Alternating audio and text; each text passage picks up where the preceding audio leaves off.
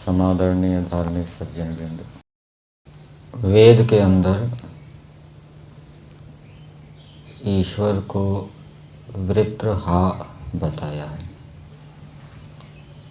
और इसका अर्थ किया है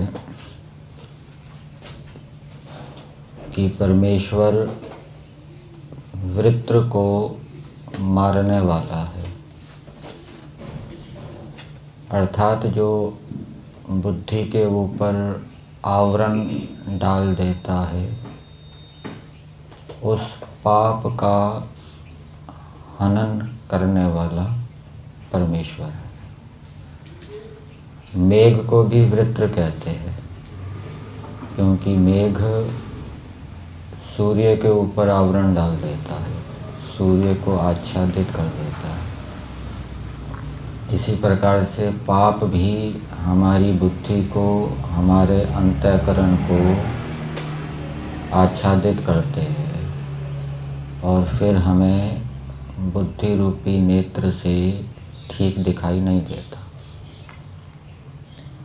जैसे दर्पण होता है, दर्पण यदि धूल से आवृत हो तो उसमें कुछ दिखाई नहीं देता अथवा ठीक दिखाई नहीं देता।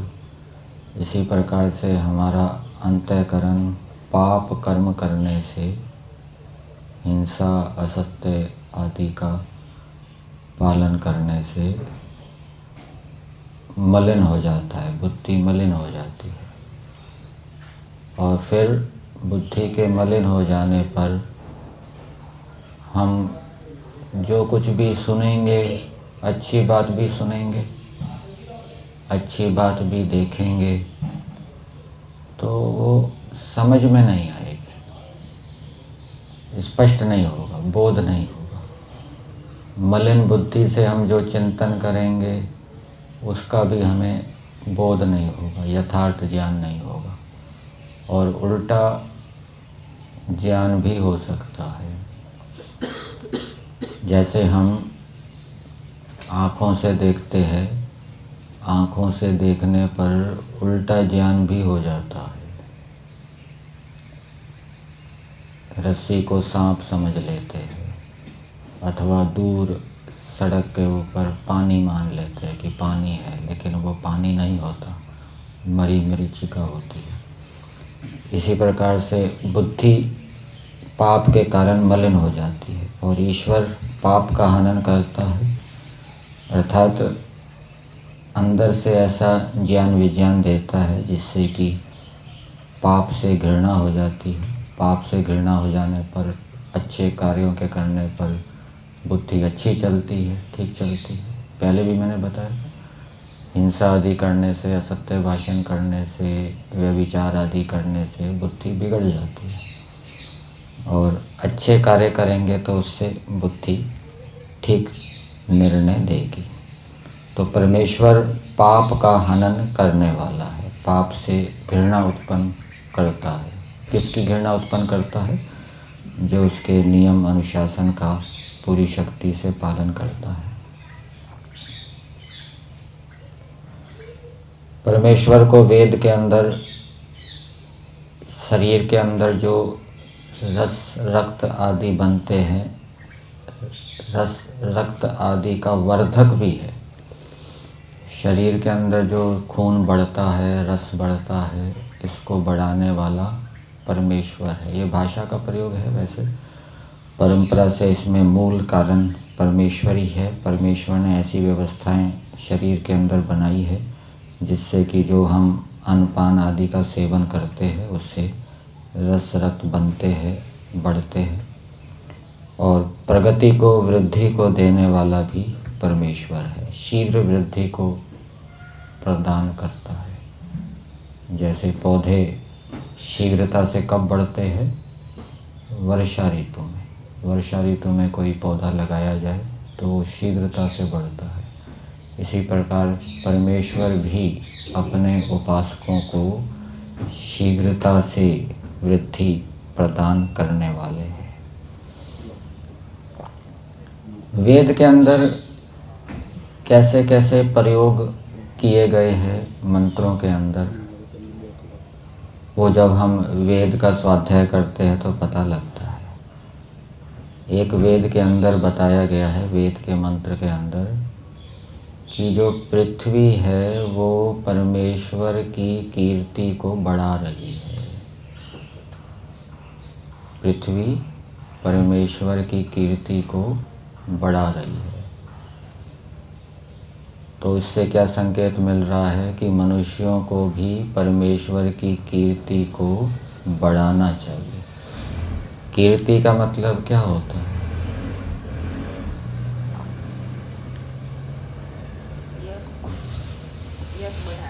फैलाव। कीर्ति का अर्थ होता है फैलाव, परमेश्वर के फैलाव को, मतलब कि पृथ्वी परमेश्वर की कीर्ति को बढ़ा रही है, परमेश्वर को बढ़ा रही है, परमेश्वर के फैलाव को बढ़ा रही है। जैसे हम कहें कि अमुक व्यक्ति महर्षि दयानंद जी को बढ़ा रहे हैं, तो महर्षि दयानंद जी को बढ़ाने का मतलब क्या है?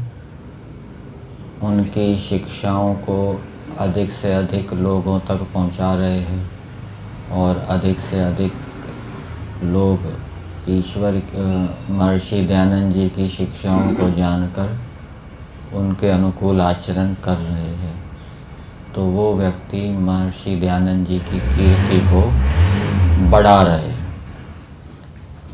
ठीक है ना?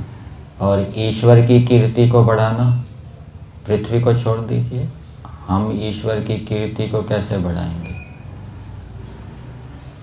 एक तो है ईश्वर की कीर्ति, ईश्वर एक होता है कीर्तन, ईश्वर का कीर्तन करना, और एक है ईश्वर की कीर्ति यश को बढ़ाना। हम परमेश्वर के यश को कैसे बढ़ाएंगे? पृथ्वी तो यश को बढ़ा रही है, इसको बाद में विचार करेंगे। हम परमेश्वर के यश को कैसे बढ़ाएंगे? और ये भी बताया गया है वेद के अंदर, यस्य नाम महद यशः, जिस परमेश्वर का बड़ा यश है। हम परमेश्वर के यश को कैसे बढ़ाएंगे?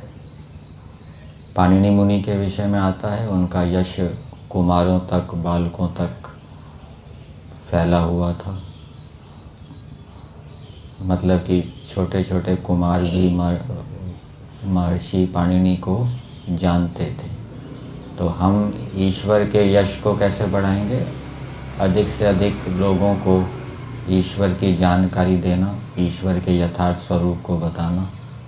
तो इससे क्या है? ईश्वर का यश बढ़ेगा। ऐसे ही पृथ्वी ईश्वर के यश को बढ़ा रही है। अर्थात जितने जितने मनुष्य पृथ्वी के ऊपर उत्पन्न होते हैं और वो पृथ्वी को देखते हैं, विचारते हैं कि इस पृथ्वी को किसने बनाया, परमेश्वर ने बनाया, कैसे बनाया, तो उस पृथ्वी के माध्यम से उन मनुष्यों को ईश्वर के गुण कर्मों का बोध होता है। पृथ्वी के माध्यम से ईश्वर को जानते हैं कि ईश्वर की महिमा है।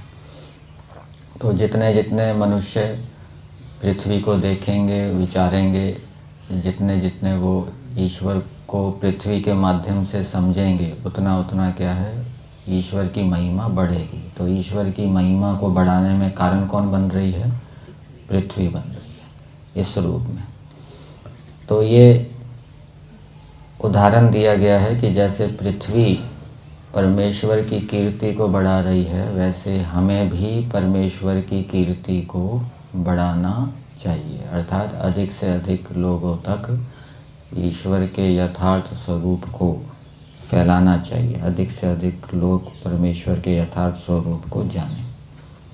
फिर एक मंत्र के अंदर बताया गया है कि समुद्र का जल, वर्षा, नदी का जल, पर्वत, ये आपको प्रसन्न कर रहे हैं, ये परमेश्वर को प्रसन्न कर रहे हैं।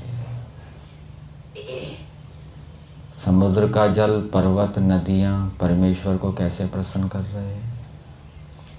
हम परमेश्वर को कैसे प्रसन्न करते हैं? हम ईश्वर के नियम अनुशासन में चलते हैं तो ईश्वर उससे प्रसन्न होता है। तो ये भी ईश्वर को प्रसन्न कर रहे हैं, अर्थात ईश्वर के नियम अनुशासन में चल रहे हैं।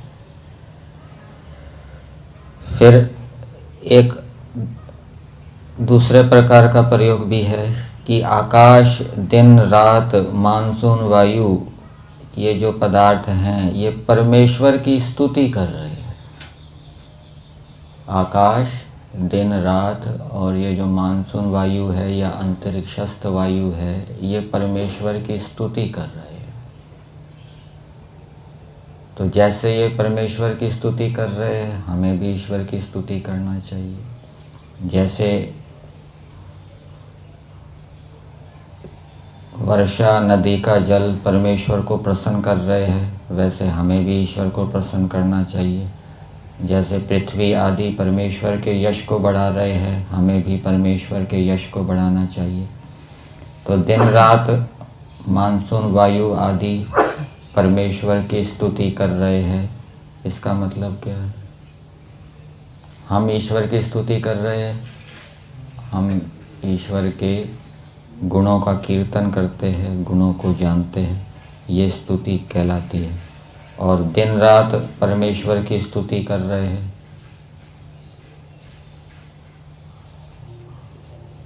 इससे परमेश्वर के गुण प्रदर्शित होते हैं ना? या दूसरे शब्दों में कहें कि ये परमेश्वर के गुणों का कीर्तन कर रहे हैं, या दूसरे शब्दों में कहें ये परमेश्वर के गुणों को बता रहे हैं। ठीक है ना? दूसरे ईश्वर के गुणों को बताना या किसी पदार्थ के गुणों को बताना, ये भी क्या है? स्तुति है। कीर्तन करना बताना ही तो होता है। तो दिन रात, मानसून, वायु आदि परमेश्वर के गुणों को बता रहे हैं। कैसे बता रहे हैं? कि परमेश्वर के अंदर कितना सामर्थ्य है, विद्या है, जिसने विद्या से, अपने सामर्थ्य से ये दिन रात आदि को बनाया है।